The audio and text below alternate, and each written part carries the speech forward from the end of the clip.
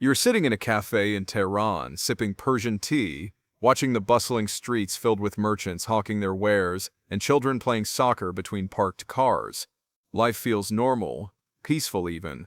Then your phone buzzes with a news alert that makes your blood run cold. A single Iranian soldier, someone who should be protecting the homeland, has just declared war on his own country. This isn't fiction, this is the incredible true story of Major Hassan Tehrani Moghaddam, a man whose personal vendetta against the Iranian regime would spark one of the most audacious military campaigns in modern Middle Eastern history. But before we dive into how one soldier managed to bring chaos back to his homeland, let me tell you about the sponsor of today's video. You know, researching stories like this one requires digging through countless international news sources, classified documents, and military archives. That's why I rely on NordVPN to keep my research secure and access region-locked content safely.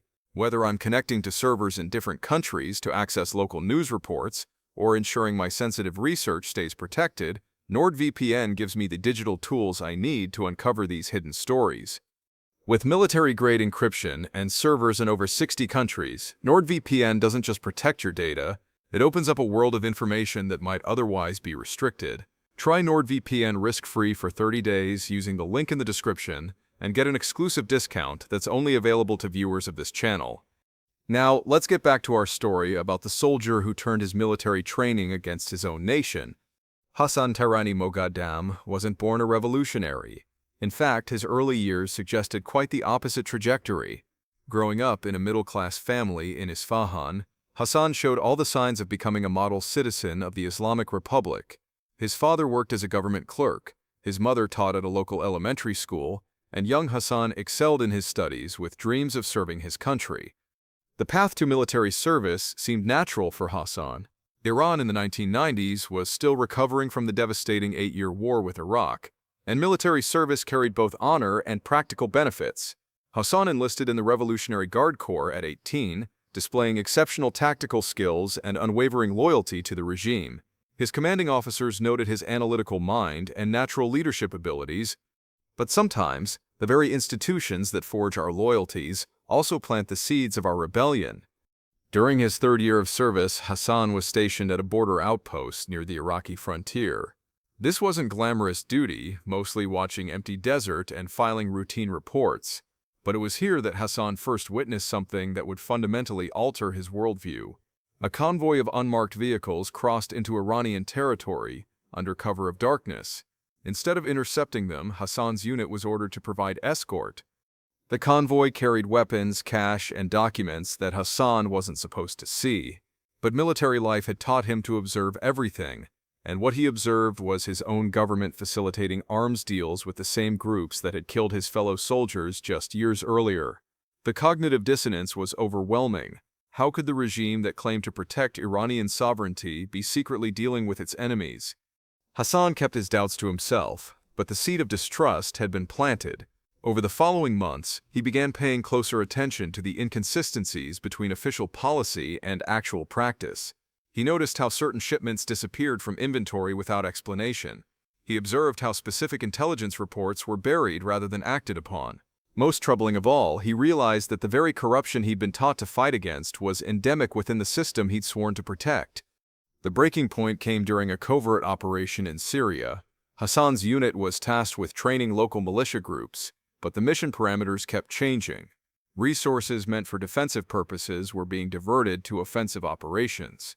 Civilians were being targeted under the guise of military necessity. Hassan found himself questioning not just the mission, but the entire framework of Iranian foreign policy. When he requested clarification from his superiors, he was told that questioning orders was tantamount to treason. When he persisted, he was reassigned to a desk job in Tehran. But Hassan had seen too much to simply fade into bureaucratic obscurity. He began documenting everything, every inconsistency, every violation of international law, every instance where Iranian military resources were being used to destabilize rather than defend. The transformation from loyal soldier to enemy of the state didn't happen overnight. Hassan spent 2 years building his case, meticulously gathering evidence of what he believed were systematic violations of Iranian sovereignty and international law. He wasn't acting out of spite or personal ambition. In his mind, he was trying to save Iran from its own government. His first attempt at reform came through official channels. Hassan submitted a detailed report to the Inspector General's office, documenting patterns of corruption and policy violations he'd witnessed. The response was swift and decisive. Hassan was arrested on charges of espionage and held in Evin prison for 3 months. Prison changed Hassan in ways that his military training never could. Surrounded by political prisoners, intellectuals, and dissidents, he was exposed to perspectives that challenged everything he thought he knew about Iran's place in the world. A former diplomat taught him about international law. A professor of history showed him how similar patterns had played out in other countries. Most importantly, a former colonel who'd been imprisoned for similar reasons taught him that sometimes loyalty to one's country means opposition to one's government.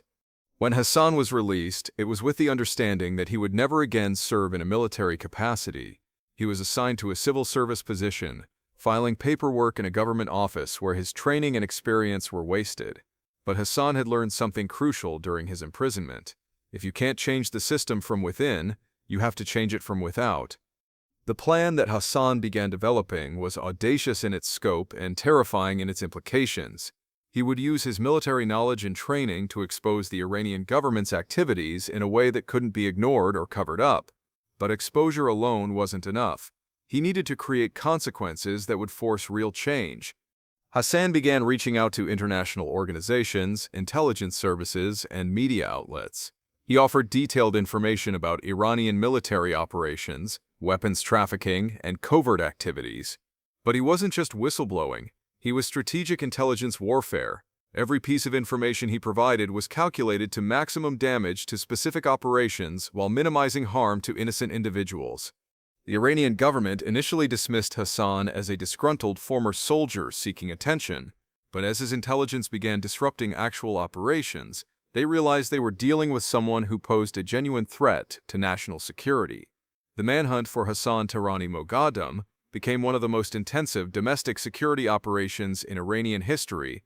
By 2018, Hassan had been living in exile for 3 years, constantly moving between safe houses in Turkey, Armenia, and Azerbaijan. But exile wasn't enough for him anymore. He'd spent years providing intelligence to foreign governments, but he wanted to take direct action against the regime he believed was destroying Iran from within. The opportunity came when Hassan made contact with a network of Iranian dissidents living in Europe. These weren't just political activists. They included former military officers, intelligence operatives, and government officials who'd fled Iran for various reasons. Together, they formed what Hassan called the True Iran Liberation Front. The group's first operation was a coordinated cyber attack against Iranian military communication systems. Using techniques Hassan had learned during his service, they managed to disrupt command and control networks across 3 provinces. The attack lasted only 6 hours, but it demonstrated that the Iranian government was vulnerable to asymmetric warfare conducted by its own former soldiers. But Hassan wasn't satisfied with digital disruption. He wanted to bring the war physically back to Iranian soil. Working with contacts in the Kurdish resistance movement, Hassan began planning a series of cross-border raids targeting Iranian military installations. These weren't terrorist attacks. They were precision military operations designed to capture equipment and intelligence while minimizing casualties. The first raid occurred on a Revolutionary Guard outpost near the Turkish border. Hassan's team, consisting of 6 former Iranian soldiers and Kurdish fighters, infiltrated the compound during a shift change. They disabled communications, secured weapons and documents, and withdrew without firing a shot. The psychological impact was enormous. Iranian soldiers were being outmaneuvered by one of their own. The Iranian government's response was predictably harsh. Martial law was declared in border provinces, and massive resources were devoted to hunting down Hassan and his network. But every crackdown only validated Hassan's criticism of the regime. International media began covering the story, and Hassan's narrative of fighting government corruption began resonating with ordinary Iranians who'd grown tired of economic hardship and political repression. Hassan's second operation was even more ambitious. Intelligence he'd gathered indicated that a major weapon shipment was being moved through a convoy route he knew from his military service.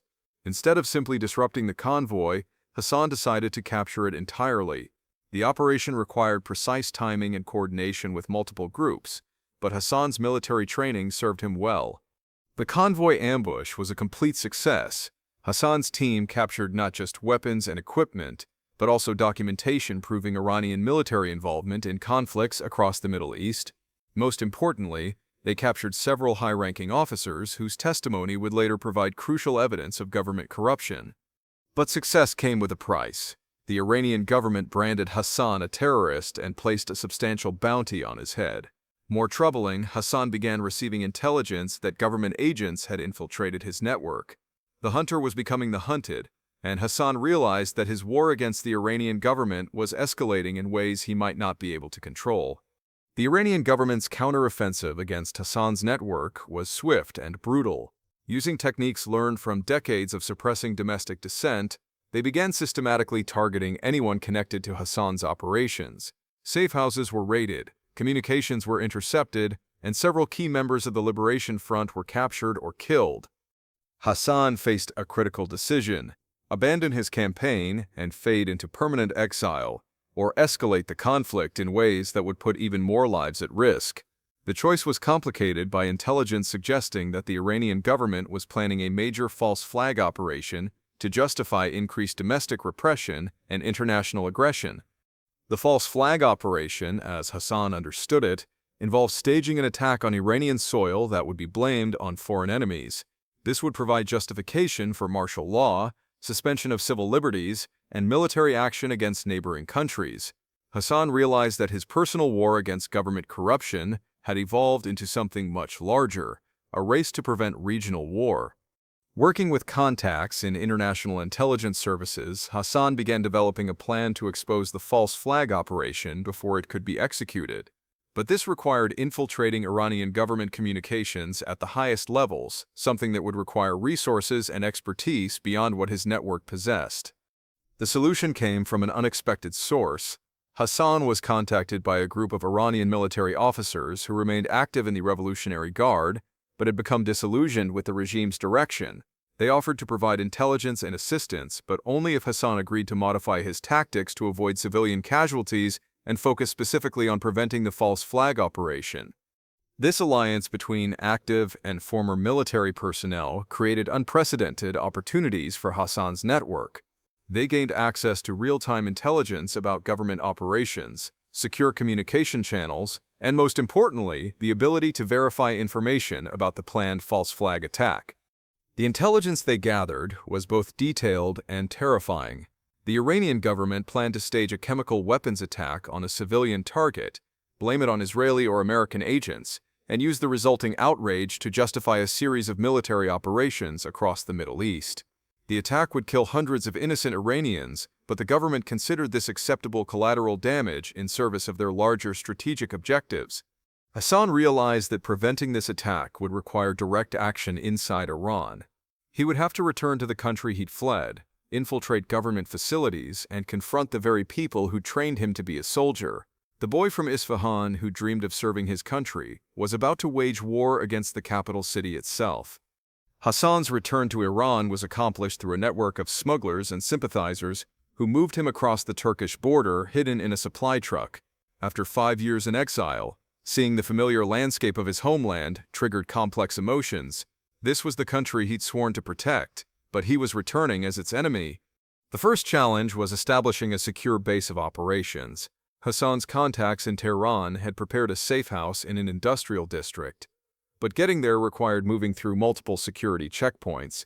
Hassan's knowledge of Iranian security procedures proved invaluable. He knew exactly how to behave to avoid suspicion. Once in Tehran, Hassan began the most dangerous phase of his campaign. The false flag operation was scheduled to occur within 2 weeks, and Hassan needed to gather enough evidence to expose it while simultaneously preventing the attack itself. This required coordinating with his network of active military officers while avoiding detection by government security forces. The evidence-gathering phase revealed the full scope of the planned operation. The chemical weapons attack would target a cultural center in Tehran during a religious festival, maximizing civilian casualties.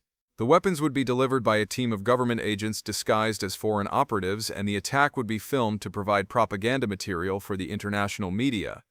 Hassan realized that simply exposing the plan wouldn't be enough. Too many people would die before the truth could be revealed.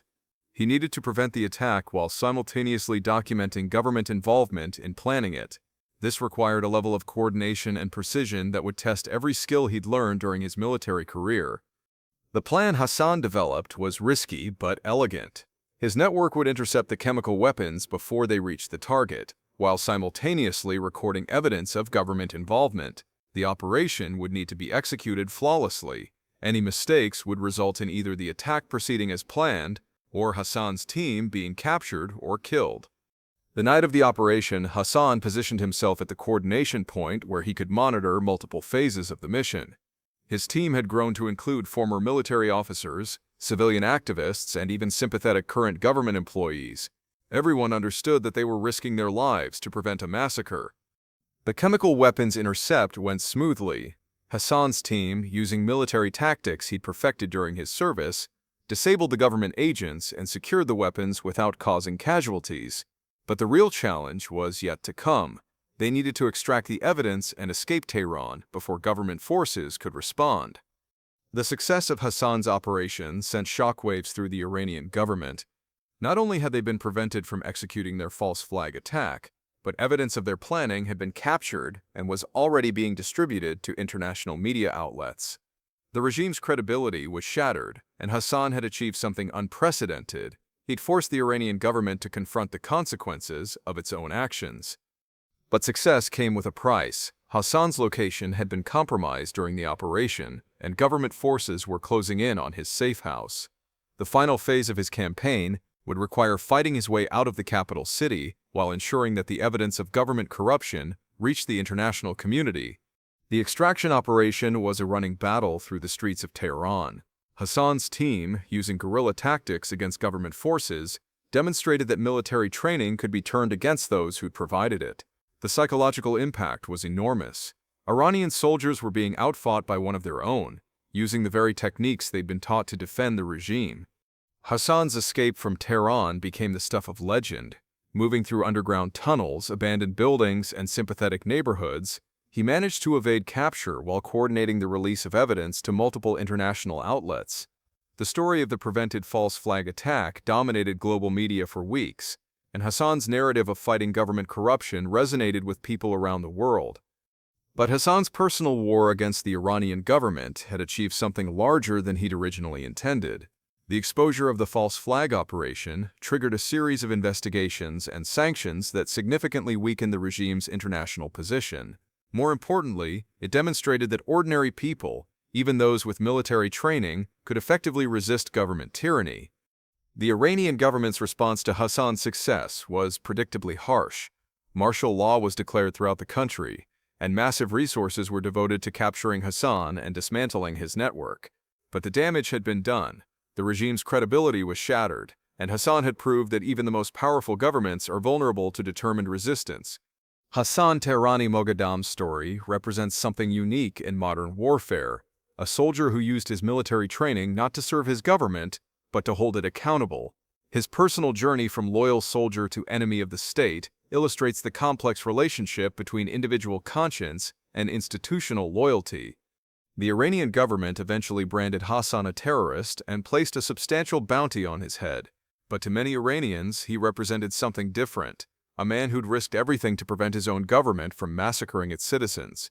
His story demonstrates that sometimes the greatest threat to tyranny comes not from foreign enemies, but from those who know the system best. Today, Hassan remains in exile, still coordinating resistance activities against the Iranian regime. His network has evolved into a sophisticated intelligence operation that continues to expose government corruption and prevent human rights abuses. The soldier who brought war back to Iran has become a symbol of resistance against authoritarian rule. The lessons of Hassan's story extend far beyond Iran. In an age when governments around the world are increasingly using military force against their own citizens, Hassan's example shows that military training can be used to protect rather than oppress. His transformation from loyal soldier to revolutionary leader illustrates that sometimes the most patriotic act is opposition to one's own government. Hassan Tehrani Moghaddam never intended to become a legendary figure. He simply wanted to serve his country with honor and integrity. But when forced to choose between blind loyalty and moral conscience, he chose a path that would forever change both his life and his homeland. The soldier who brought war back to Iran ultimately brought something more important: the possibility that even the most powerful regimes can be held accountable by those brave enough to resist them. As we face our own challenges with government accountability and military ethics, Hassan's story reminds us that individual courage can still make a difference. Sometimes the greatest victories come not from those who follow orders, but from those who dare to question them. In the end, Hassan Tehrani Moghaddam's war against his own government became a battle for the soul of Iran itself, and the outcome of that battle is still being written. The story of Hassan Tehrani Moghaddam continues to unfold. If you want to stay updated on similar stories of resistance and courage, make sure to subscribe and hit that notification bell. These are the stories that mainstream media often overlooks, but they're the ones that shape our world. What do you think about Hassan's choice to turn his military training against his own government? Was he a patriot or a traitor? Let me know in the comments below. And remember, sometimes the most important battles are fought not on foreign soil, but in the conscience of individuals who refuse to compromise their principles. Until next time, keep questioning, keep learning, and never forget that ordinary people can do extraordinary things when they decide to stand up for what's right.